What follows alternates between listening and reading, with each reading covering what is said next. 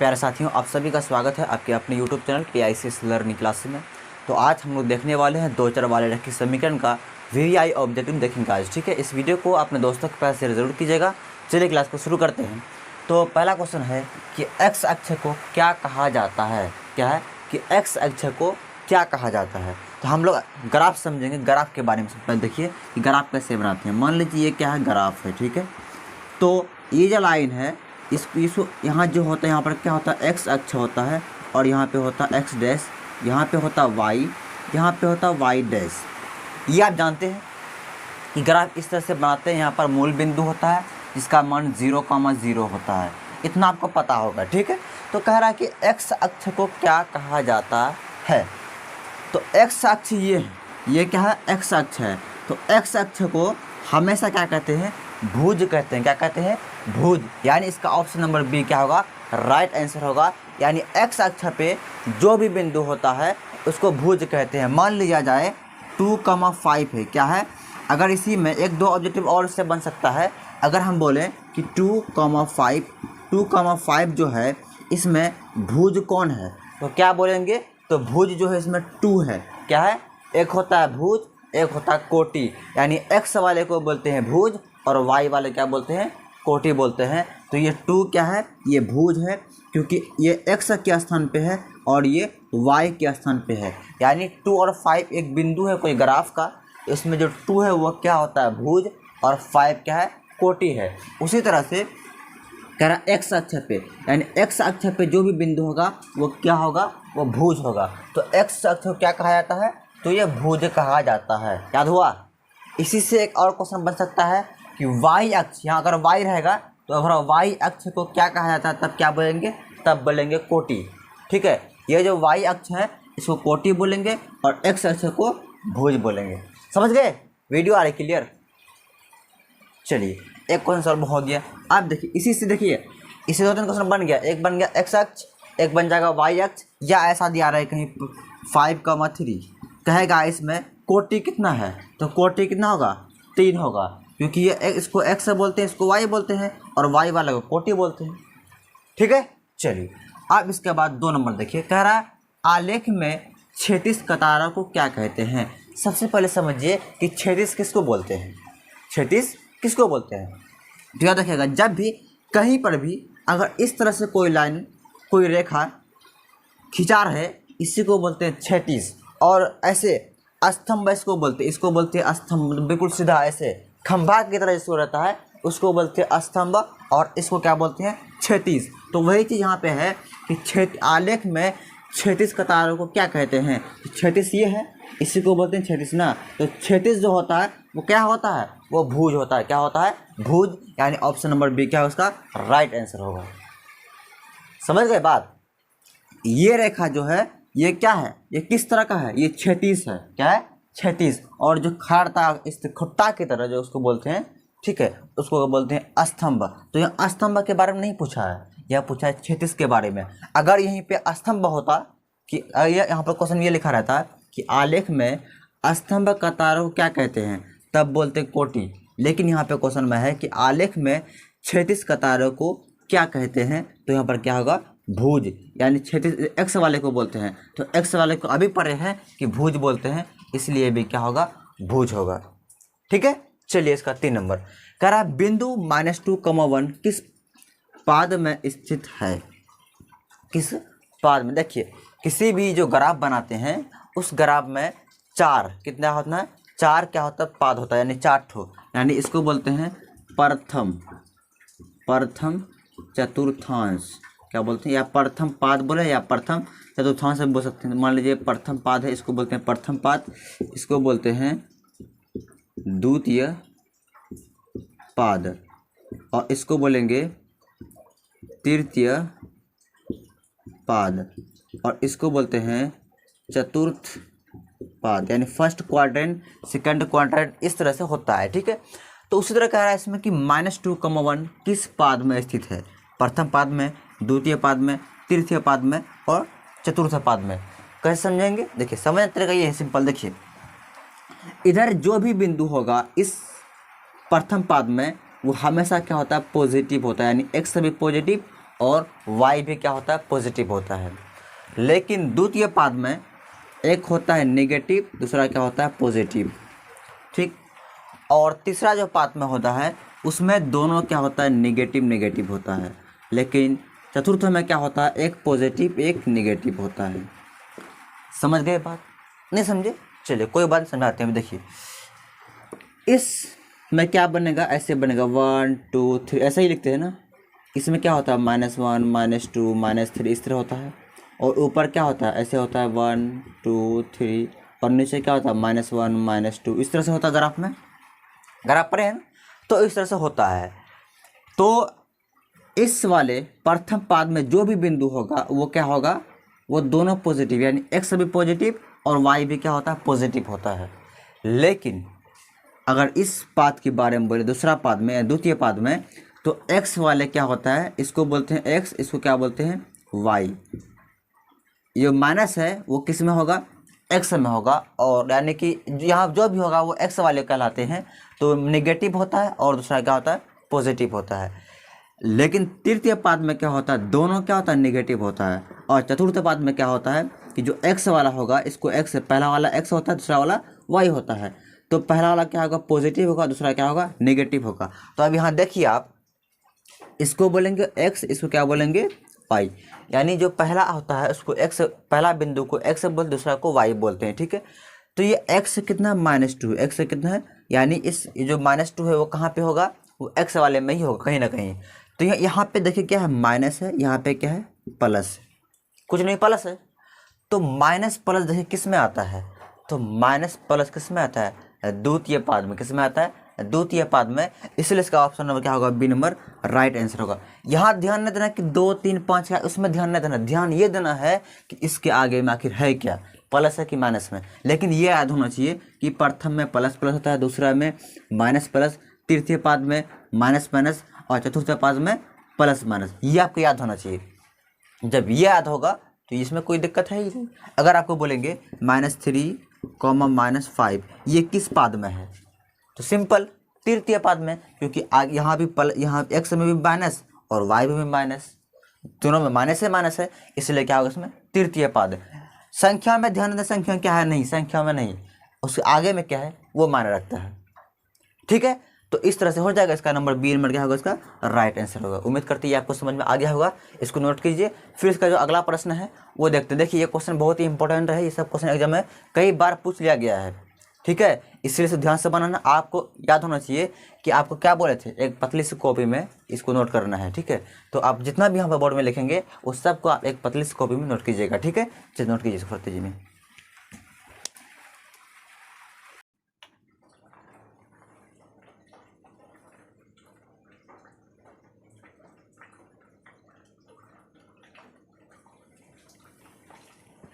देखिए 4 number question क्या कहता है, कह रहा रैखिक समीकरण x = 2 का आलेख होगा।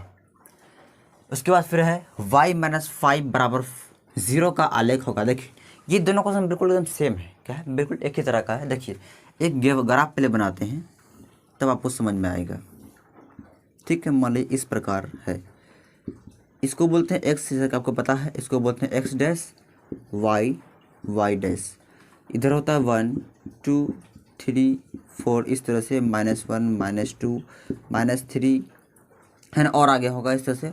फिर यहाँ पे होगा 1 2 3 है ना, यहाँ होगा -1 -2 -3 इस तरह से होता है ना।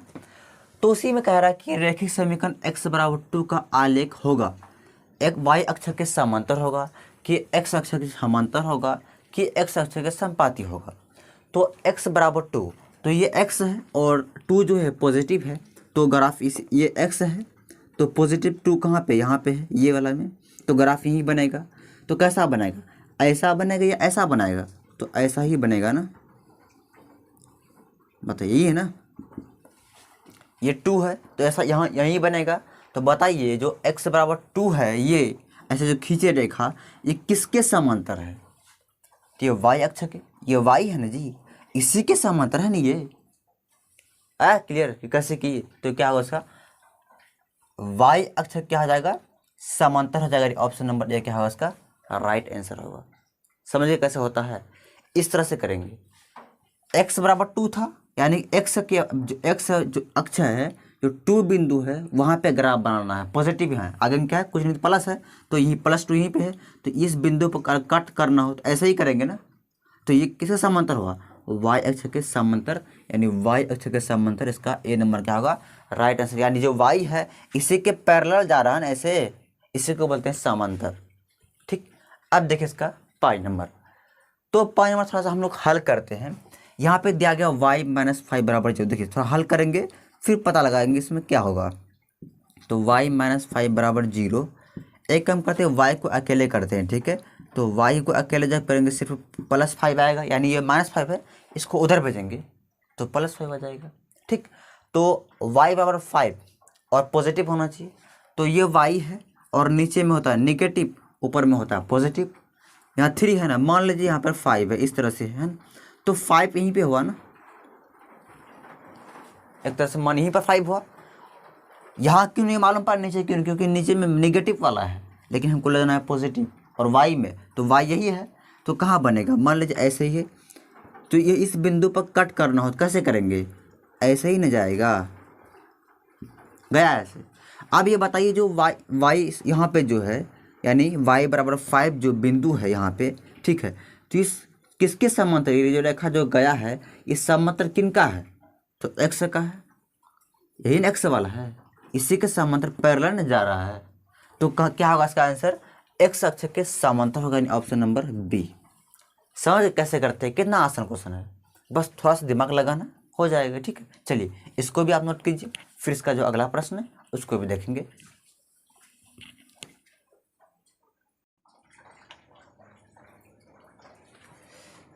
देखिए, अगला क्वेश्चन बनाने से पहले एक टॉपिक है जिसको समझना ये बहुत ज़रूरी है, तभी आपको आगे समझ में आएगा। ठीक है, चलिए समझते हैं। a1/a2 does not equal to b1/b2, कोई भी समीकरण हो इस रूप में, ठीक है, तो कैसा होगा, वो होगा प्रतिच्छेदी रेखा होगा, और उसका जो हल होगा अद्वितीय हल। कितना हल होगा, अद्वितीय का मतलब एक हल होगा, कितना हल, एक हल, और संगत होगा। आगे है a1/a2 बराबर b1/b2 बराबर c1/c2, अगर इस रूप में कोई भी समीकरण रहता है, ठीक है, यानी दो चर वाला रैखिक समीकरण अगर ऐसा रहता है, तो उसका जो रेखा कैसा होगा, वो संपाती रेखा होगा, और अनेक हल, कितना हल होगा, अनेक हल, और कैसा होगा, संगत होगा। और तीसरा में है कि a1/a2 बराबर b1/b2 does not equal to c1/c2, अगर इस रूप में कोई भी हो तो कैसा होगा, समांतर रेखा होगा, कोई हल नहीं होगा और असंगत होगा। ठीक है, देखिए ये दोनों में एक चीज़ कॉमन है, दोनों में है, इसमें भी संगत होता है, इसमें भी संगत होता है, लेकिन इसमें संगत नहीं, इसमें क्या होता है, असंगत होता है। क्यों, क्योंकि इन दोनों में कोई ना कोई हल होता है और इसमें कोई भी हल नहीं होता। यहाँ पर लिखा है अद्वितीय हल, मतलब एक हल, ब्रैकेट में लिखना है एक हल, यहाँ पे लिखा अनेक हल, यहाँ पे क्या लिखा है, कोई हल नहीं, मतलब इसमें कोई हल नहीं होता है, इसलिए वो असंगत होता है। अब सर ये a1/a2 does not equal to B क्या है, समझिए। देखिए डज नॉट का मतलब इसको बोलते हैं क्या, डज नॉट मतलब बीच में काट दिया गया, इसका मतलब ये इसके बराबर नहीं होगा। ठीक, और इसका मतलब हुआ कि ये इसके बराबर होगा और ये इसके, यानी तीनों आपस में क्या होगा, बराबर होगा। और इस केस में क्या होगा कि ये दोनों बराबर तो होगा, लेकिन ये बराबर नहीं होगा, यानी यहाँ पर लिखा हुआ डज नॉट। ठीक, अब हम एग्जांपल समझते हैं कि सर ये आखिर है क्या। देखिए ये कुछ एग्जांपल लिया गया है इस वाला का, तो यहाँ पर देखिए यहाँ पर दिया गया है, फिर इसको चेक करते हैं। ये जो समीकरण दिया गया दो चर वाला रैखिक समीकरण, कि ये दो चर वाला रैखिक समीकरण जो है ये कैसा रेखा है, प्रतिच्छेदी रेखा है कि संपाती रेखा है कि समानांतर रेखा है, पहले ये चेक करेंगे। फिर चेक करेंगे इसमें इससे अगर हम ग्राफ बनाएंगे तो कितना हल होगा, एक हल, दो हल कि बहुत सारा हल होगा, तो वो चेक करेंगे। फिर उसके बाद ये चेक करेंगे कि ये जो समीकरण है, ठीक है, इसमें कैसी मतलब ये संगत होगा कि असंगत होगा, ये भी चेक करना है। ठीक है, वीडियो आ रही क्लियर, चलिए शुरू करते हैं। तो एक काम पर देखिए, अगर इसमें आपको पूछेंगे बाबू बताओ a1 कितना है, तो क्या बोलिएगा, a1 3 है सर। b1 पूछेंगे तो कितना होगा, तो बोलिएगा कितना, 4 है। और c1 पूछेंगे तो कितना बोलिएगा, 2 है। यानी इसको बोलते हैं a1 b1 c1, समझ गए। और इसको बोलेंगे नीचे जो इसमें दिया गया है, इसको बोलते हैं a2, तो a2 कितना है, 2। पूछेंगे b2 कितना है, तो बोलिएगा 5। C2 कितना है, तो कितना बोलिए, ये वाला 5 है। क्लियर, वीडियो आ रही क्लियर ना। चलिए, तो इसको A1 B1 C1 इसको बोलते हैं A2 B2 C2। अब इसको हम थोड़ा सा इस रूप में लाते हैं, ठीक है। तो पहला क्या होता है A1/A2 ना, तो यहाँ पर लिखते हैं A1/A2। अगर आपसे पूछेंगे A1/A2 बराबर क्या होगा, तो देखिए A1 कितना है, 3 है, तो यहाँ पर क्या लिखेंगे 3, भिन्न है, भिन्न दिए। A2 कितना है, अभी निकाले A2 2, यहाँ क्या आ जाएगा 2, यानी A1/A2 कितना आ गया, तो 3/2 आ गया, ठीक। अब उसी तरह से हम B1/B2 निकालेंगे और देखेंगे कि दोनों आपस में बराबर है कि बराबर नहीं है, ठीक है। चलिए निकालते हैं B1/B2, तो यहाँ पे लिखते हैं B1/B2 बराबर। तो बताइए इसमें B1 कितना है, तो B1 यहाँ पर निकल लिखे कितना 4/B2 कितना है, तो B2 कितना है 5 है, यहाँ 5। क्या ये दोनों आपस में बराबर है, बिल्कुल नहीं है। यहाँ पे 3, यहाँ पे है 3/2 और यहाँ पे आ गया 4/5। कभी ये दोनों आपस में बराबर होगा, कभी नहीं होगा। इसीलिए ये जो है, ये दो चर वाले जो रैखिक समीकरण है, तो इसे कैसा रेखा होगा, तो प्रतिच्छेदी रेखा होगा। कैसा होगा, प्रतिच्छेदी रेखा होगा। कितना हल होगा, तो एक ही हल, कितना हल, एक हल होगा। उसके बाद संगत। प्रतिच्छेदी का मतलब कुछ इस तरह से, जो कट करेगा एक ही बिंदु पे करेगा, कितना बिंदु पर, एक ही बिंदु पर कट करेगा। तो एक बिंदु पर कट गया मतलब एक ही हल हुआ, एक हल हुआ, इसलिए यहाँ पे लिखा हुआ अद्वितीय हल, मतलब एक हल, एक हल। इसी तरह से ये दोनों भी होगा, ठीक है। समझ गए कैसे करते हैं। तो ये दोनों आपस में बराबर नहीं हुआ, जब बराबर नहीं होगा इसीलिए कैसा होगा, ये प्रतिच्छेदी रेखा होगा और अद्वितीय हल होगा, संगत होगा। क्लियर, वीडियो आ रही क्लियर। चलिए, अगर आप ये समझ लिए हैं तो अब आते हैं 2 नंबर में। इसमें चलिए, अब इसमें भी एग्जाम्पल कुछ लिया गया है, इसको भी चेक करेंगे। चलिए, तो A1/A2 अगर पूछेंगे आपसे क्या होगा, क्या डायरेक्ट बना रहे हैं, देखिए। तो A1 बोले कितना है, इसमें 4 दिया गया है, यहाँ लिखेंगे 4। A2 कितना है, तो 2 है, तो 2। देखिए ये कट रहा है, देखिए हमेशा जब भी कटेगा तो पहले काटना है, अगर नहीं काटेगा तो आपका आंसर गलत हो जाएगा, ठीक है। क्योंकि यहाँ पर कट नहीं रहा था, इसे नहीं काटे, लेकिन यहाँ पे कट रहा है। देखिए 2 1 कम 2, 2 दूनी 4, यानी A1/A2 कितना आ गया, तो 2/1, यानी सिर्फ 2 ले सकते हैं ना। नीचे हम 1 लिखे न लिखे कोई फ़र्क पड़ेगा, तो कोई फ़र्क नहीं पड़ने वाला है, इसलिए सिर्फ 2 लिखे हैं। क्लियर। अब उसके बाद हम लिखते हैं B1/B2, B1/B2 बराबर। तो बताइए आप, इसमें B1 कितना है, तो 8 सिर्फ नहीं बोलना है, -8, साथ में क्या लगाना है, माइनस। तो -8/B2 कितना है, तो -4, तो लिखेंगे -4। ये माइनस माइनस खत्म, 4 1 कम 4, 4 दूनी 8। तो B1/B2 कितना आ गया, तो B1/B2 भी कितना आ गया, सिर्फ 2 आया। ऊपर में 2 है, नीचे में 1 है, 1 लिखिए न लिखिए उससे कोई परिवर्तन, कोई दिक्कत की बात नहीं है, ठीक है। उसके बाद लिखेंगे C1। देखिए आप पहले देखिए, क्या ये दोनों बराबर है, देखिए 2 2 बराबर है, इसका मतलब ये दोनों तो पास हो गया। अब हमको क्या निकालना पड़ेगा, अब हमको C1/C2 भी निकालना पड़ेगा, क्योंकि ये दोनों आपस में बराबर है। आगे भी चेक कर लेते हैं बराबर है कि नहीं है। चलिए, तो C1/C2 निकालते हैं। तो यहाँ पर देखिए, वीडियो आ रही क्लियर ना, पहले बताइए आप, ठीक। इसको मिटा, इसको नोट कीजिए पहले, ये वाला इसको नोट कर लीजिए, पहले कर लिए नोट। इसको मिटाते हैं, इधर करते हैं थोड़ा सा। चलिए, तो अब हम C1/C2 करते हैं। तो C1/C2 बराबर क्या होगा, तो C1 कितना, देखिए 2 है, C1 कितना है 1 है, यानी कि C1/C2 बराबर हम ले सकते हैं 2। देखिए A1/A2 भी 2 निकला, B1/B2 भी 2 निकला, C1/C2 भी 2 निकला, मतलब तीनों आपस में क्या है, बराबर है। यहाँ भी 2, यहाँ भी 2, यहाँ भी, तीनों बराबर है। जब तीनों बराबर, इसका मतलब कि जो समीकरण है 2 चर वाले रैखिक समीकरण, ये कैसा होगा, ये समपाती रेखा, कैसा रेखा होगा, समपाती रेखा होगा। और कितना हल, अनेक हल होगा और संगत भी होगा इस 2 चर वाले रैखिक समीकरण से। क्लियर।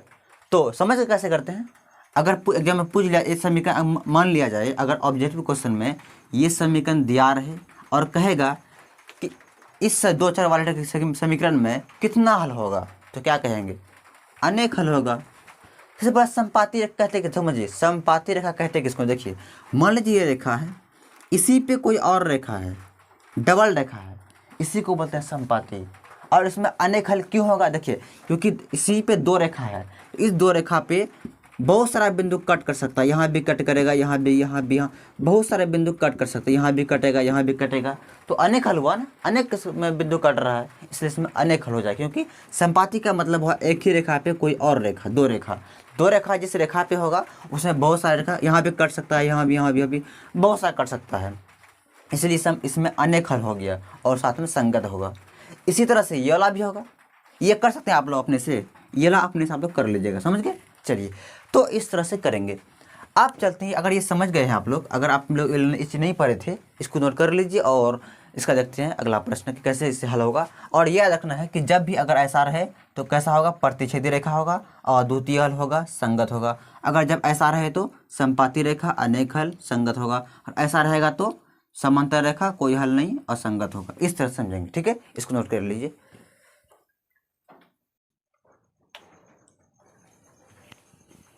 देखिए 6 नंबर क्वेश्चन क्या कहता है, कह रहा अगर आलेख समांतर हो तो कितने हल होंगे।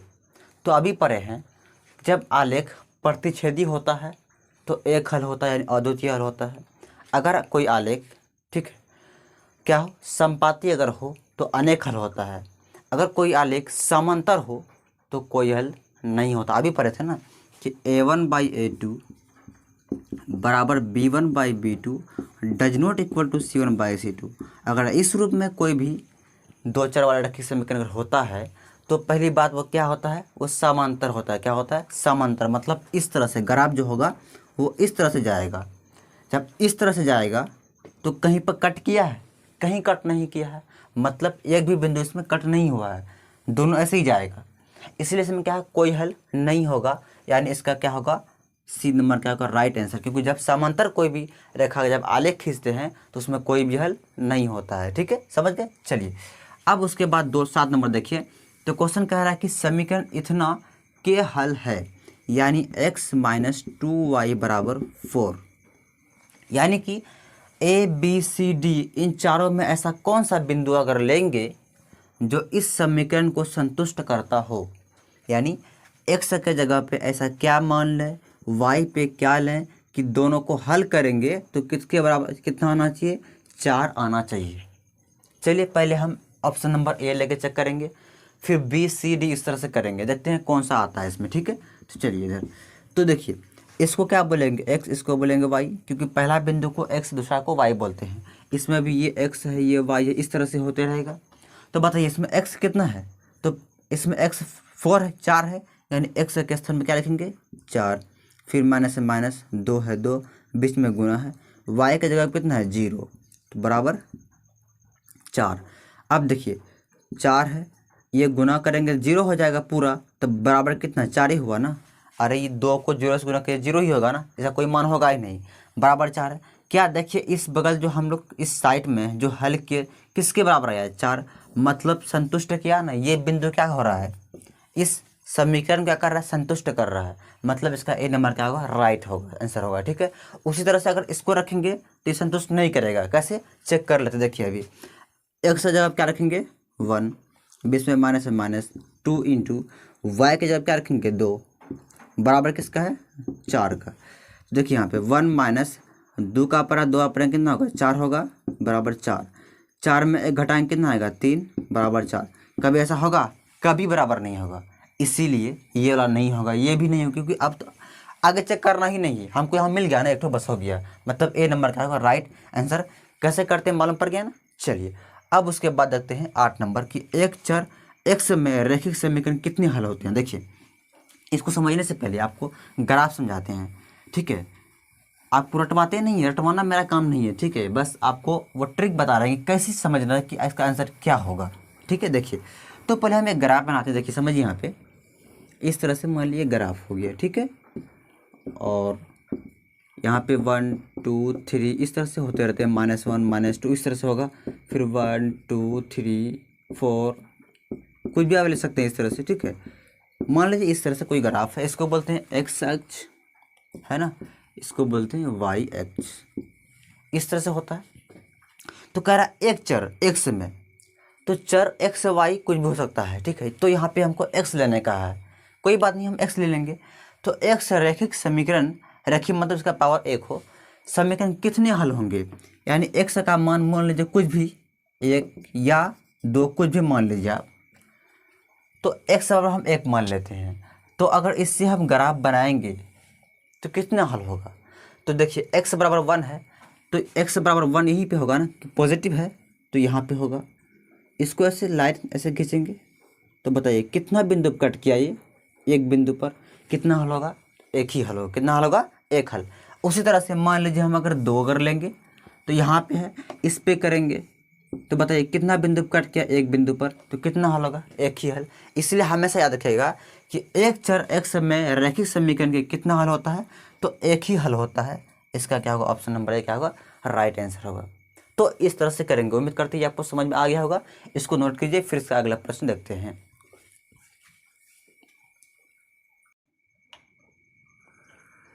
देखिए क्वेश्चन नंबर 9 कह रहा है अगर 2x + 6 = 0 हो तो x का मान होंगे। आपको x का मान आपको निकालना है, ठीक है।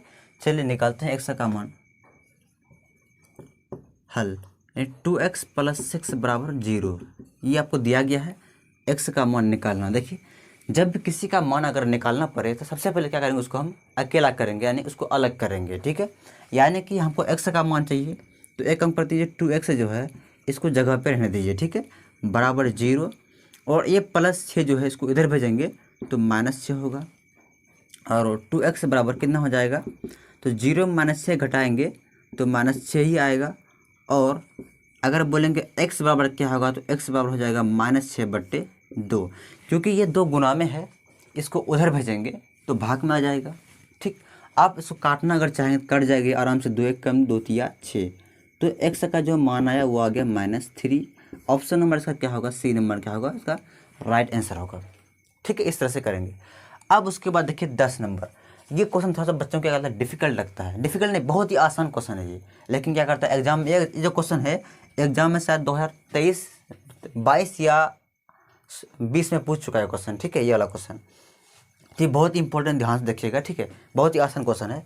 तो कह रहा है कि 10⁻² बराबर 25, तो 10⁻⁻y किसके बराबर होगा? यानी बराबर, यानी ये किसके बराबर होगा?